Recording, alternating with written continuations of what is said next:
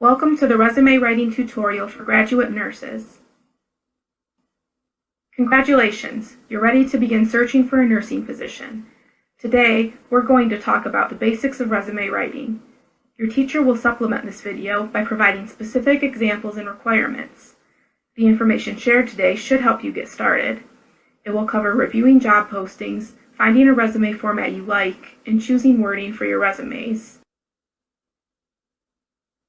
Years ago, graduates were encouraged to create dozens of identical resumes to send to multiple employers, hoping to hear a response. You can still do that, but for the jobs you really want, you'll need to customize your resume. The first step is to analyze the wording for the job posting. Here is an example job posting for Big Hospital.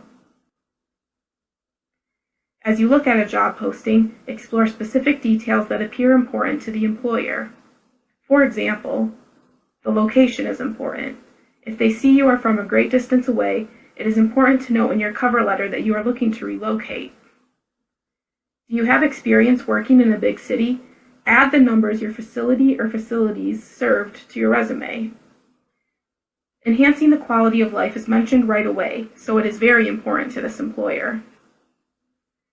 Big Hospital's mission is important. Mention aspects of this in your resume. Mention that you collaborate well or have experience in cohorts. This is another mention of working closely with colleagues. Avoid the cliché, "I am a team player," but consider mentioning your love of collaboration, teamwork, or working cooperatively somewhere on your resume. Several of these mention being a good lifelong learner. You've built critical thinking in your courses at Mid, beginning with Gen Ed. Mentioning this may help your resume. Graduate nurses need to show they have the necessary education. This means you are willing to be flexible with scheduling. Every employer builds wording into their job posting, hoping to find the ideal candidate. If you can find these key phrases and build them into your resume, you'll be more likely picked out of the bunch for an interview. Sometimes an employer will require a specific format.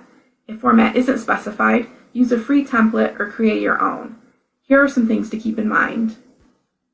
Avoid light colors for your text. Although bright and beautiful, all of your viewers won't see color the same. Avoid personal information, like marriage status, kids, etc.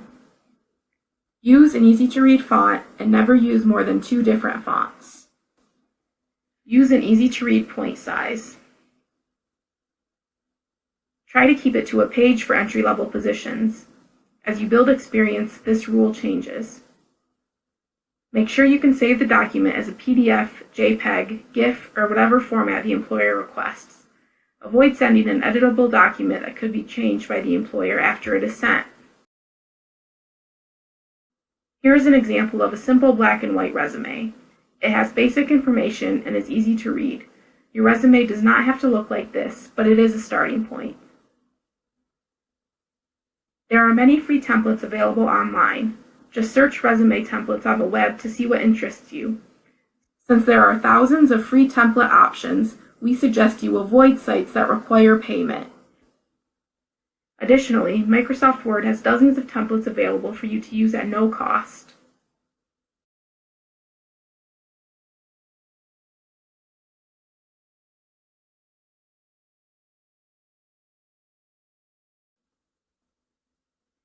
Once you've found a layout or template you'd like to use, consider the order in which you add your information. Make sure to highlight everything they ask for in their job posting.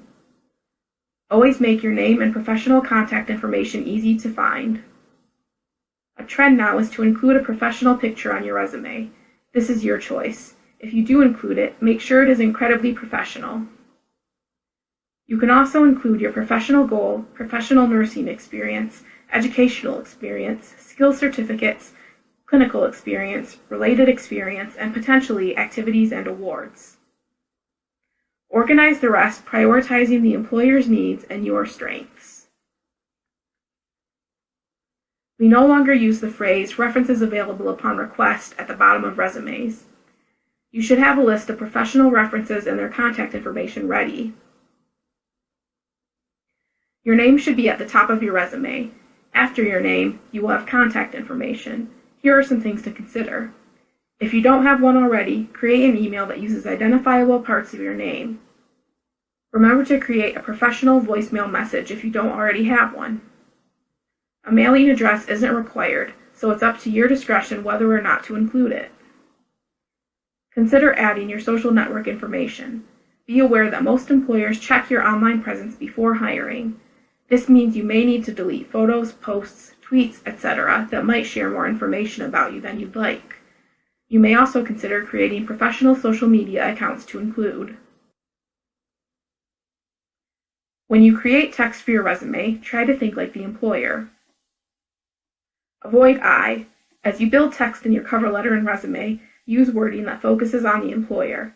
Instead of I am seeking employment that pays well and works in my schedule, which shows you might be self-involved, consider seeking employment with a respected hospital that can utilize my fill in the skills here. Use your own wording, but really try to think like the employer. They want someone who is flexible, hardworking, willing to learn, intelligent, etc. Although you may want to make money and have good hours, employers want to see you as an asset to their team. Customize. Always be honest. If you can work in the employer's wording, do. Show that you've paid attention and that you are exactly what they need. Be brief. The average potential employer looks at your resume for 6 seconds before deciding to keep reading or move on to another. Make your wording exact, concise, and meaningful to the reader, and don't forget to proofread. This is a very basic graduate nurse resume. Notice the name, contact information, and goal are listed first. After this, education, then clinical experience, related experience, and activities. This resume is easy to read, fills just one page, and has lots of white space. As you build experience, you'll have less white space and more detail on what you've accomplished in the professional world. For now, this example shows the basics to get you started. Hopefully, with the tips provided today, you're on your way to a new, exciting career. If you'd like further help creating your resume or finding potential employers, please visit MIDS Career Services Center. If you'd like help with wording, format, and editing, please contact MIDS Writing and Reading Center. We wish you the best of luck, and most of all, congratulations!